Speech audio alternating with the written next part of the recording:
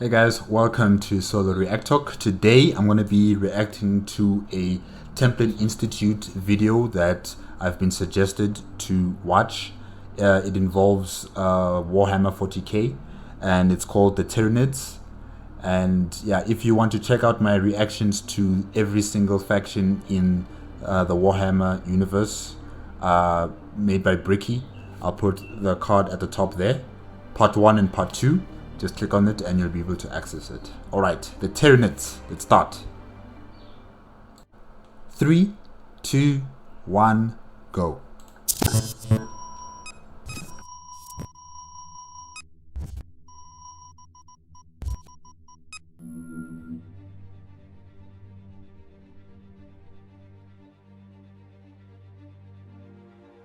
The existence of the Imperium of Man is dependent upon the Astronomicon. It is an immense psychic beacon powered by the life force of 10,000 psychers, calibrated and projected across the galaxy by the Emperor himself. Without it, navigating the Immaterium would be impossible, and no human starship would ever reach its intended destination. So critical to the survival of mankind is the Astronomicon that very few have stopped to consider the consequences of shining such a powerful light into the darkness of the universe. Indeed, evidence has slowly begun to mount that the Astronomicon might have drawn the attention of something lurking in the empty void between galaxies. An unknowable consciousness of unprecedented scale, relentless in its advance, and Okay, where the narrator said that it's quite possible that the Tyranids were attracted to go to the Mercury galaxy because of the Astronomicon as a beacon. I'm just wondering, the Tyranids, are they attracted to, beings or lights that are, projected in the warp? Because that's where the Astronomicon is busy projecting its light in the warp, right? So I'm just wondering, throughout the entire universe, are there also other civilizations who use something similar to the Astronomicon, and that is what attracts the Tyranids from going from galaxy to galaxy and, just eating the biomass of those galaxies? I'm just wondering, is that what attracts them to other galaxies? Or is it just by random chance that, once they're done with one galaxy, then they just hop over to the closest galaxy next to the one that they've been in? So I'm just wondering about that. Like, are there other civilizations that also use the warp outside of the Milky galaxy? And is the warp only confined in our galaxy, or does it expand itself throughout the entire universe? Yeah. leaving only drained, dead worlds in its wake. To the Imperium, this abomination is named for the first world it devoured, the Tyranids. The true nature of the Tyranids defies any conventional classification. It is not a single species or even genus, but instead most closely resembles an entire spacefaring ecosystem composed of innumerable bioforms. These can vary tremendously in their size, appearance, and function, but remain only variations on the same genetic theme. Together, they form a distinct collective superorganism, capable of traveling across the universe in living armadas known as hive fleets. These hive fleets systematically consume all biomatter in their path as a means to facilitate their own rapid evolution and reproduction. The diversity of Tyranid life present within these hive fleets cannot be overstated.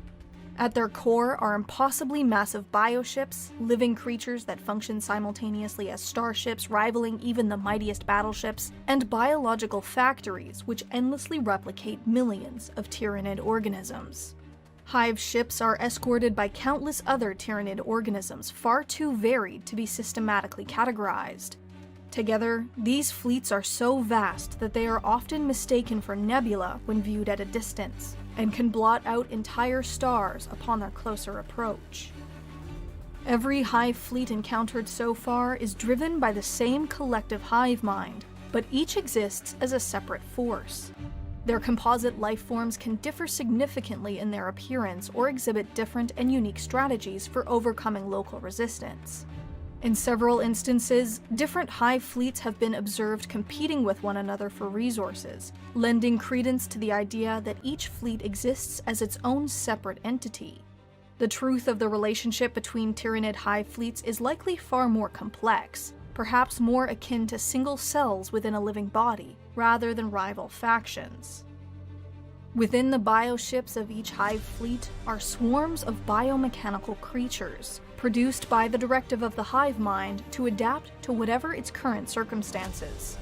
Tyranid matter is constantly reabsorbed into biomass reclamation pools to create new species, or adapt existing ones to better suit the hive mind's immediate purpose. This is made possible by their extraordinary rapid rate of evolution. So the Tyranids are like the best recyclers in the universe. They don't leave anything to waste. They take everything and anything and put it into these, what did you call them? Biomatter pools, something like that. And then a new species of Tyranids is born from that pool. Yeah, it's amazing. Frightening for those, who are unfortunately caught by these creatures, but for them, I mean, it's the best way to reproduce. They just throw you in that pool, you come out as a Tyranid. Yeah, it's crazy. The key to each hive fleet's adaptability. The same basic forms of life, however, can be found in every hive fleet. Small, maggot-like creatures known informally as rippers are perhaps the most common species. They are almost always present in great swarms, capable of overpowering and consuming creatures many times their own size. In certain instances, rippers have been known to bury deep underground and metamorphosize into more advanced bioforms. In all likelihood, rippers are an immature form of Tyranid life, and theoretically capable of gestalting into any other type of bioform when given the proper signals from the hive mind. What might be considered the standard infantry of Tyranid hive fleets are known as gaunts and divided into a multitude of subspecies. Typically, they possess large scythe-like claws or a type of ranged bioweapon, which fires a grotesque form of living ammunition. Some variants even possess wings, while others are designed to hunt in total darkness or any other type of environment. Larger Tyranid life forms likewise exist to fulfill every conceivable need. The Tyrannicus gladius, more commonly known as simply the Tyranid warrior, serves as a far more capable type of shock trooper. Like its smaller brethren, it is highly adaptable to any battlefield condition. Well over 200 variants have been observed so far, and it is possibly the most versatile of any Tyranid species yet encountered. The Tyranid equivalent of a main battle tank is the Carnifex, a living battering ram impervious to all but the most powerful weaponry. While not as adaptable when compared to smaller bioforms, the Carnifex has nevertheless been encountered as several different subspecies suited to either ranged or melee combat. The largest Tyranid creatures deployed planetside are known as Biotitans. These are colossal war engines, which tower over the battlefield and have been known to overcome even the Titan legions of the Adeptus Mechanicus in direct combat. Perhaps the most dangerous forms of Tyranid life are those specifically created from the gene stock of species living within the Milky Way. Genetic materials harvested from the Orkoid race has purportedly been used to create a type of living artillery, while zoanthropes, perhaps the strangest and most bizarre of Tyranid species, likely share at least some DNA with the enigmatic Eldar. Only under threat of execution will servants of the Imperium speak of the suspected origins of the Tyrant Guard. These bioforms possess a tremendous resistance to injury of a kind only before seen in the warriors of the Adeptus Astartes. If this is accurate, it would mean that the Tyranid hive mind has incorporated the DNA of fallen Space Marine chapters and possess at least a portion of the genetic material of the Emperor of That is concerning. That is very concerning. if they have a bit of the Emperor's genetic material and probably even the knowledge from that particular space marine, that means they have memory of everything. The fleet formations of the Adeptus Astartes, how many there are, where they're based, the genetic sequencing and the genetic seeds. What did they call them? The gen seeds? Yeah, I think, of the Adeptus Astartes. And probably they could use all of that information against the Imperium of Man, and find ways to defeat them. So yeah, that's very concerning. That's very, very concerning.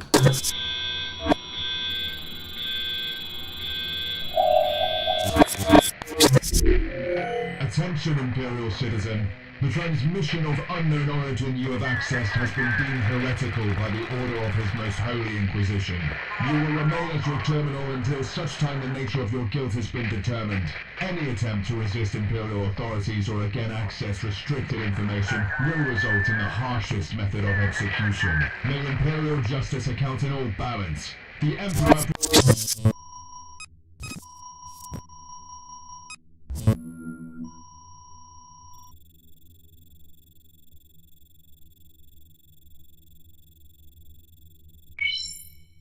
Hive tyrants act in a capacity that might, in other species, be reserved for field commanders or warlords. While larger and stronger than most other variants, the true value of these creatures is their exceptional psychic abilities that allows in them a closer connection to the hive mind. Some believe hive tyrants act as a repository of the hive fleet's consciousness, meaning they collectively embody the hive mind itself. The relationship between the hive mind and individual Tyranid bioforms is only partially understood. All Tyranid creatures, from hordes of rippers to massive hive ships, possess a common psychic bond. This is known to the Imperium as the synapse, and it enables the Tyranid swarms to think, perceive, and act to their full potential within the greater superorganism. Any level of coordination and control within a hive fleet is only possible through this synaptic web, for its constituent lifeforms are too numerous and varied as to be completely uncontrollable otherwise. Generally, smaller, weaker Tyranid organisms are mindless, instinctive creatures, performing their functions with no conscious oversight or commitment by the hive mind. Larger, more complex creatures, by contrast, are capable of advanced decision-making appropriate for their situation, and require a larger, if still minuscule, part of the hive mind's distributed sentient awareness. Within the tangled hierarchy of Tyranid fleets, swarms, and broods, exists a special type of synapse creature, whose slightly more advanced brain functions as a type of psychic hub. Without these synapse creatures to relay and interpret the will of the hive mind, entire swarms can quickly falter, and more basic Tyranid bioforms might revert to animalistic behaviors. The overpowering nature of the hive mind's psychic presence is a phenomenon known to the Imperium as the shadow in the warp. Whether deliberately projected by hive fleets or simply the byproduct of the hive mind's synaptic control, it manifests in most species as an all-encompassing feeling of dread and hopelessness. For highly psychic individuals or races, this effect is magnified even further, often leading to suicide or insanity. The deadliest consequence of this anomaly, however, is the termination of any connection to the immaterium, making psychic communications or the manifestation of psychic abilities extremely difficult. For many worlds reliant on psychers for interstellar communication, the shadow in the warp effectively isolates them from the greater galaxy. Okay, I didn't know about this part, that they use the warp also for a form of communication. I just thought they used it for space travel. So not only do they use it for space travel, but they also use it for communication. And if the Tyranids are invading, they create a shadow in the warp. Thus, it also disconnects their ability to travel into the warp because there's no astronomicon shining their way to whatever destination they want to go to. And like the narrator said, that communication will also be down. Wow. So what if you're a planet that's, being invaded and there's no one that's gonna rescue you? There's no one that's gonna help you out because you can't communicate with the outside galaxy, and no one can come towards you, towards your planet, because the warp is unstable because of the shadow being created by the Tyranids. That's crazy. That means your life is over. Like, there's nothing you can do. Ugh. Preventing any means of escape or summoning reinforcements. Even demons of chaos manifested in the material realm by the dark gods wither in its presence, and entire warp rifts have been sealed in the presence of a Tyranid swarm. By the time the shadow in the warp is felt on a target world, it is almost certainly already too late for the planet's population. While this is usually the first sign of an imminent Tyranid invasion, it is probable that specific bioforms have already been present on the world for some time. The earliest stages of a Tyranid infection are subtle. A specialized vanguard, deployed in advance of the Hive fleet, will be active on a planet's surface for months or perhaps even years. The organisms deployed will have evolved abilities and behavior that focuses on concealment, and will almost never seek out any type of combat. Instead, they merely observe the native environment, and relay their findings back to the Hive fleet.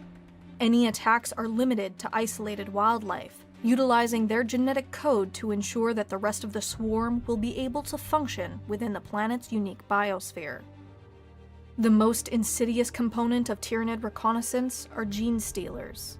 These are among the most intelligent and independent creatures ever developed by the swarm, capable of operating far from the controlling influence of the hive mind. They clandestinely insert tiny embryonic Tyranid organisms into various hosts, which, over time, alter the victim's genetic code and suppress their consciousness. Often this is done over a period of generations, with many not even realizing they have been infected at all. Eventually, affected individuals will become a type of slave to a localized version of the hive mind, forming what have come to be known as gene stealer cults. These often manifest themselves as secret societies which worship the Tyranid race, even while incapable of understanding its true nature or their role within it. If a gene stealer cult has been successful, it will have thrown a targeted planet into chaos and weakened local resistance. The arrival of a Tyranid hive fleet within a star system marks the next stage of the invasion. With the immaterium disrupted by the shadow in the warp, local starships can be safely destroyed without the possibility of reinforcement or escape. Once in orbit, hive ships begin bombarding any inhabited planet with a rain of mycetic spores. These pods are filled with hostile microorganisms which immediately begin preparing the planet's atmosphere, oceans, soil, flora, and fauna for absorption. Complex organic molecules are broken down and recreated in forms better suited for the Tyranid species. Other spores deploy more complex creatures, which quickly gather into swarms and descend upon any organized resistance. Using information obtained during their initial reconnaissance, they target strategic locations and even local leadership. Once Tyranid forces have established a foothold on a planet's surface, enormous capillary towers are grown far behind the front lines. These towers concentrate the biomass that has already been absorbed, using it to either breed additional organisms needed to pacify the rest of the planet, or to extend its tendrils across entire continents. Simultaneously, capillary towers begin processing the atmosphere, absorbing all insect life and even airborne microbes. When a planet has been fully subjugated, the remainder of its biomass is relentlessly devoured. Capillary towers crisscross the entire world, from miles into the atmosphere to the deepest trenches of any oceans. Once the last of the planet's defenders have been destroyed, the victorious Tyranid swarms hurl themselves into digestive pools at the base of each capillary tower, their bodies broken down so that they might be recycled into new creatures for future conquests. Together with every molecule of organic matter or mineral wealth, they are transferred by massive pumping organs into awaiting Hive ships. Once this has been completed, the Hive fleet moves on, leaving behind a planet stripped of all life. Tyran Primus was the first known Imperial world to be devoured in this manner. Okay, so the capillary towers are like straws, and the Tyranids come like the giant spaceship versions of the Tyranids. They come to the planet and then they just connect themselves to the straw and they just start, sucking up all the biomass and material on the planet, like they're drinking water or they're drinking their favorite cool drink. That's crazy. And the fact that the Tyranids throw themselves into the pool of biomass so they can die and then they're sucked up by the Tyranids in space. That's I'm just trying to understand it all. I'm just really trying to understand. They don't value their own lives, do they? Because they're all one organism. So they can't really think for themselves. Like, the fact that they're killing themselves by jumping into this pool. They don't really care about that. I don't even think the concept of caring exists. It's just what they have to do because it's instinct. Yeah. And why aren't the Chaos Gods fighting against such a foe like this? Because these guys are dangerous. I mean, if they destroy the very thing that gives you power in the warp, if they bring humanity to extinction, they bring the Eldar to extinction, and any other species that are connected to the warp to extinction, then the warp gods will be weak and they'll be powerless against the Tyranids. So why don't they have a truce and fight against the Tyranids with everybody else?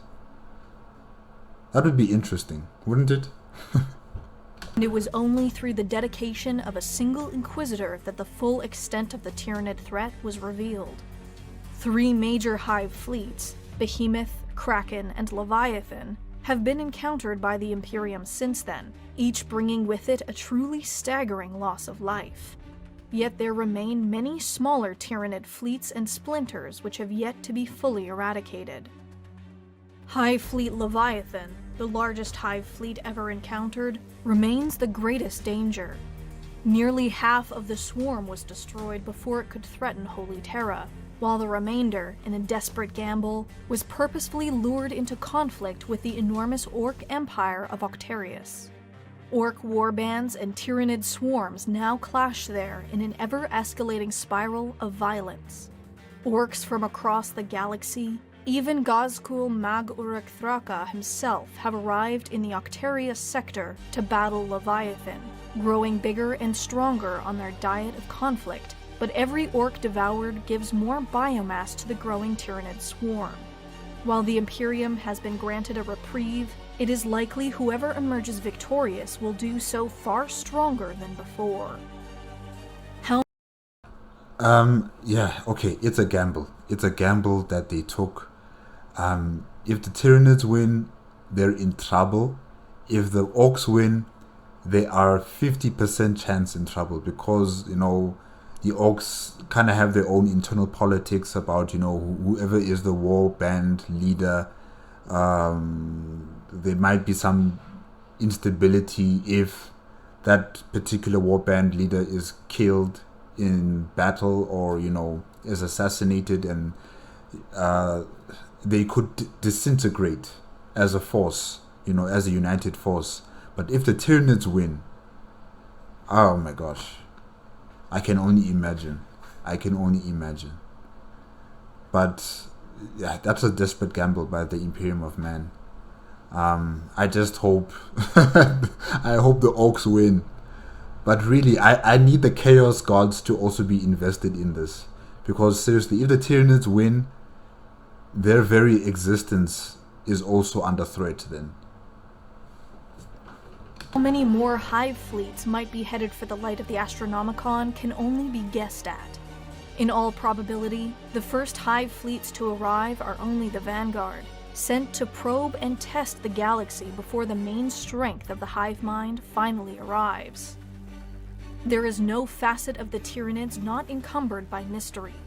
It is rumored that the Ordo Xenos of the Inquisition have identified possible Tyranid incursions as early as the 35th millennium, and some claim to have found evidence of their kind that predates the Imperium itself. Yet the most distressing evidence of the Tyranids' nature is at once the most obvious, but also the most overlooked. To date, no two hive fleets have entered the galaxy from the same direction. The Imperium and all other life within the Milky Way might be surrounded, and every other observable galaxy in the universe a lifeless husk. If this is the case, then perhaps, whatever the consequences, it might have been better that the Astronomicon, the light of the Emperor, was never lit.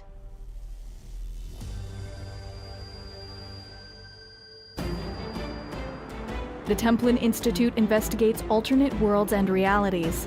If you've enjoyed this video and would like to directly support us, vote in polls to determine future topics, and receive some cool rewards, please consider pledging to our Patreon page. You know, there are a lot of threats in this galaxy. I consider the Dark Elder as one of the greatest threats. But after watching this video, the Tyranids are just as dangerous, maybe even more dangerous than the Dark Elder. And I don't know, I just don't know. There's just so many enemies from all sides. Either it's the Orcs, the Necrons, the Tyranids, and the Chaos Gods, and who else? Like, there's so many enemies against humanity. It's just insane. It's insane. It's insane.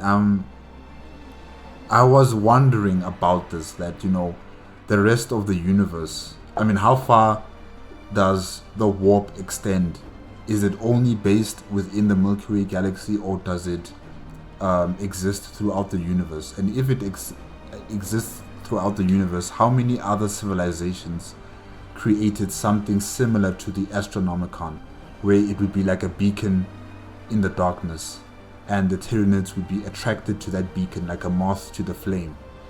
But that moth, you know, is alive, and it eats, you know, other sentient beings and organisms and biomass from entire planets.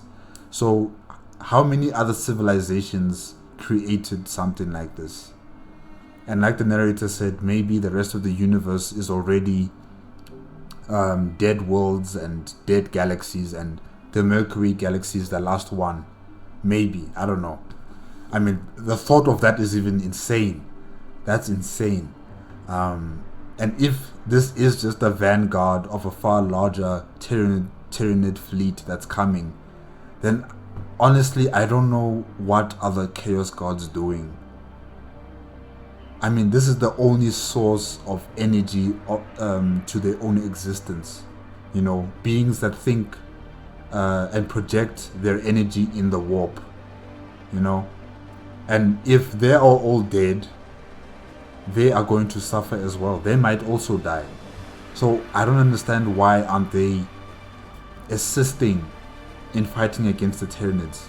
Sure, you can still hate and use human beings for your own entertainment and all that kind of stuff. I kind of understand that, because, you know, that's how you exist.